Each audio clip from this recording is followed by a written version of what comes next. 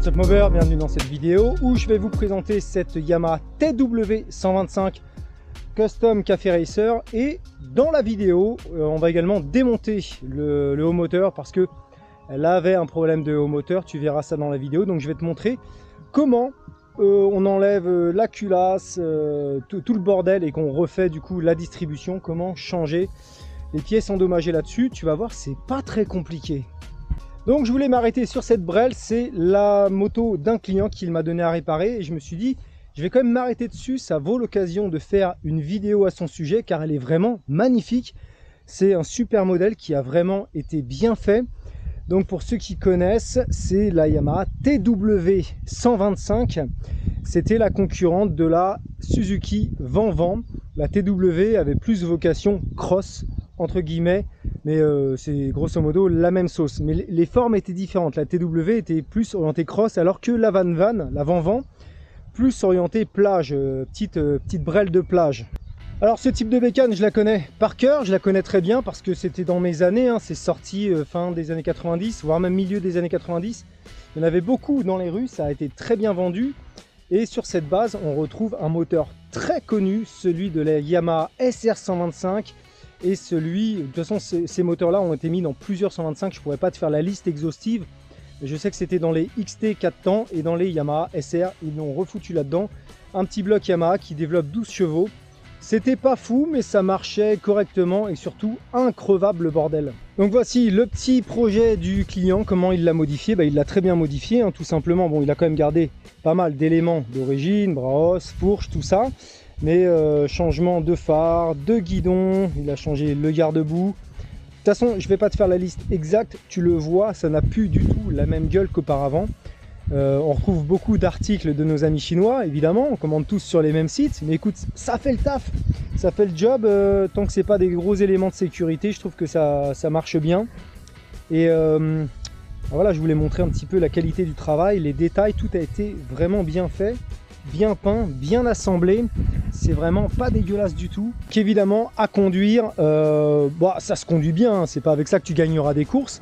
Par contre c'est assez imposant, c'est pas tout léger comme machine, mais ça semble plutôt stable avec ces gros pneus et tout. Alors c'est pas des pneus cross, donc ça garde quand même de la stabilité au sol. Il n'y a pas énormément de choses à dire là-dessus, c'est une petite 125 avec des grosses roues. Mais le gabarit est quand même flatteur. C'est vrai que ça fait une bonne grosse petite 125. Des plages, des champs, des chemins de ville. Elle est vraiment très sexy. Encore une fois, c'est vraiment très bien fait. Alors, par contre, voilà, mon client est carrossier. Donc, il a fait la peinture. C'est pour ça que vraiment, tout est nickel. C'est tendu, c'est beau, c'est lisse.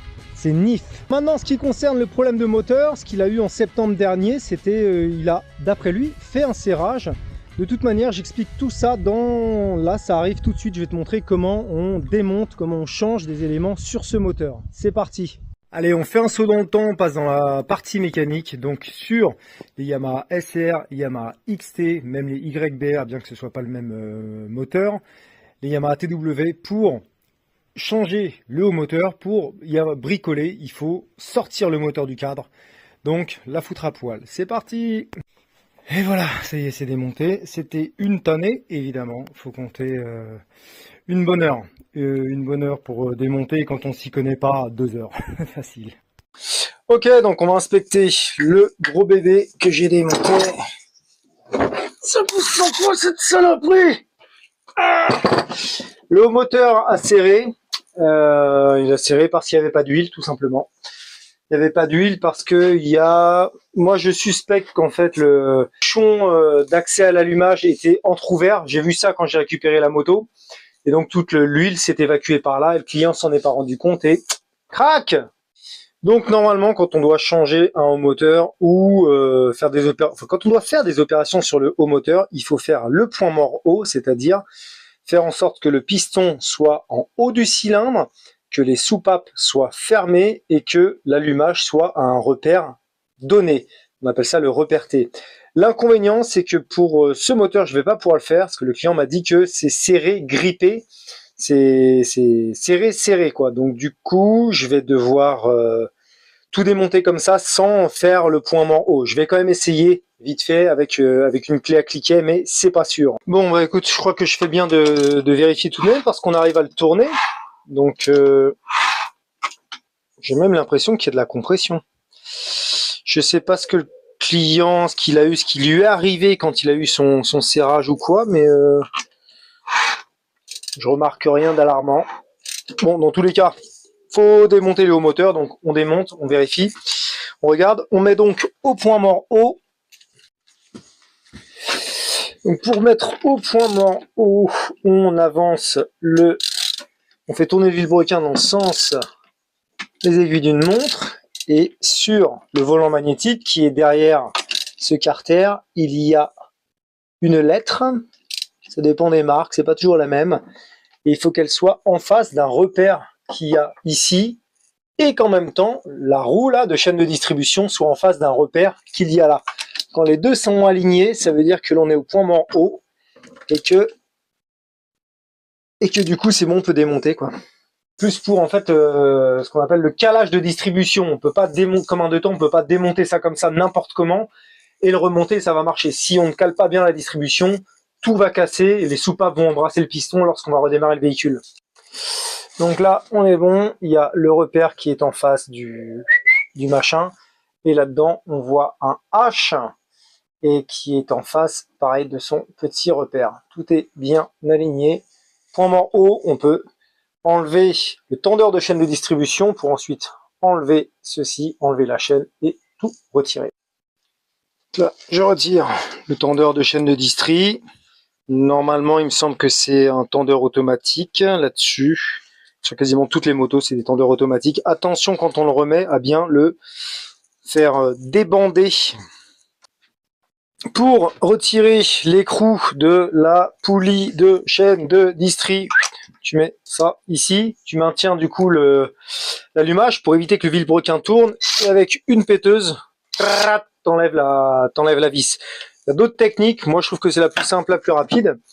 Et là, la vis a été retirée, maintenant je vais pouvoir retirer la poulie. Tu vois dans la poulie qu'il y a une clavette, et voilà, bah juste on retire ça, et on fait attention de ne pas faire tomber la chaîne dans le carter. Et maintenant, j'enlève les goujons, là, les 4 goujons, et puis on va pouvoir enlever... Ah non, avant d'enlever la culasse, il faudra également enlever les vis BTR. Ok, c'est retiré maintenant. On peut séparer la culasse tout doucement. Tac. En faisant attention, encore une fois, à la chaîne. Et voici une culasse. C'est tout, rien à ajouter. Ok, voilà comment c'est branlé. Du coup, bah écoute, au premier abord, tout a l'air vachement bien. Je suis même pas sûr qu'il soit serré. À mon avis, il a eu une autre panne, le client. Je vais faire tourner le moteur pour voir l'état du piston, du cylindre. Mais ça, on verra ça après. Quoi te dire? Bon, bah voilà, en bas, tu as un pignon entraîné par le vilebrequin qui fait donc du coup tourner la chaîne de distribution. On a 2 guides de chaîne. Le tendeur, bah, du coup, lui, il va appuyer là-dessus et donc du coup tendre la chaîne. Et voilà, c'est tout. Hein. Voilà comment c'est foutu. Tout du moins un haut moteur de 4 temps. C'est pas très compliqué. Après, en ce qui concerne l'embrayage, la boîte de vitesse, que ce soit un gros cube ou un petit cube, c'est quasiment sensiblement toujours la même chose. Donc l'inconvénient sur les moteurs verticaux comme ça, pour bricoler, pour faire ce genre d'opération, c'est qu'il faut retirer le moteur du cadre. Et encore, je suis en train de me dire que je me suis fait chier pour rien, parce que comme les goujons sont foutus comme ça se trouve, j'aurais pu retirer ça comme ça. Trop tard, c'est fait. Mais la plupart des moteurs verticaux, comme ça, il faut retirer le moteur, ça c'est un peu chiant. Alors que quand on a des moteurs horizontaux, donc où le cylindre est comme ça, comme les dirt bikes, comme les Mike, comme les Monkey, les Dax et tout ça, tu fais tout comme ça en laissant le moteur sur la bécane, c'est vachement pratique.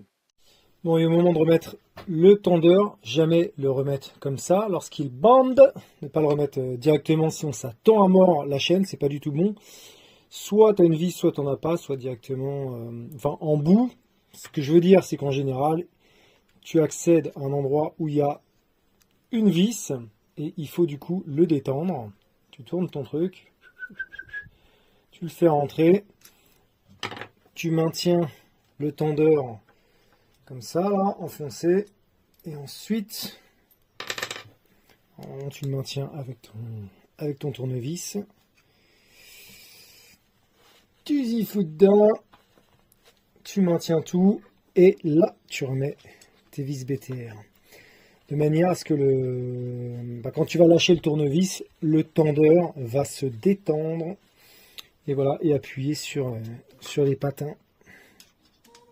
Donc voilà, tu as vu comment on fait pour changer un moteur. Alors par rapport au problème de mon client, je ne sais pas ce qu'il avait parce qu'elle fonctionne très bien sa bécane. Donc j'ai remonté et puis voilà, c'est bon, ça refonctionne. Donc lui, ça s'était arrêté brusquement et il s'était pris plein d'huile sur le mollet. Alors par contre, ce que j'ai remarqué, c'est que quand j'ai vidangé la machine, il y avait beaucoup trop d'huile. Alors beaucoup trop. Je pense que le moteur a fait un peu, entre guillemets, une surpression et c'est peut-être ça qui a dû bloquer des éléments. Donc j'ai refait le niveau d'huile. Attention à bien vérifier le niveau d'huile de vos bécanes quand vous le faites. Il y a un niveau, c'est fait pour ça. Soit le niveau, il apparaît ici, tu dévisses ton bouchon d'huile et tu as un niveau à vérifier. Quand tu fais ton niveau d'huile, bien sûr, il faut que la moto soit droite, pas sur béquille latérale. Et sur d'autres motos, le niveau d'huile va être là. Souvent, tu as voilà, une vitre qui permet de voir le niveau. Hop, et là, on voit que on est bon au niveau d'huile avec de l'huile neuve. Donc la seule explication que je trouve, c'est qu'il y avait trop d'huile dedans. Ça l'a fait déconner. Je ne saurais pas te dire pourquoi exactement. J'ai encore jamais vu ça non plus, mais écoute, ça fonctionne, ça fonctionne. Hein. Voilà les gars, j'espère que cette petite vidéo vous aura plu. N'hésitez pas à vous renseigner sur ce type de bécane. La cote n'a pas trop grimpé encore. La Yamaha TW, tu regardes sur Pinterest, sur Instagram, il y a eu énormément de bécanes qui ont été modifiées. Tu as des chefs-d'œuvre. La Suzuki Van également, qui est vraiment un best-seller, mais bon, ça coûte une couille. Tu as plein de petites bécanes comme ça, des petites bécanes des années 90, qui du coup modifiées, ça coûte pas cher à l'achat, c'est très amusant à modifier, c'est très facile à faire. Et voilà, maxi fun, renseignez-vous les gars. Ciao, bonne semaine.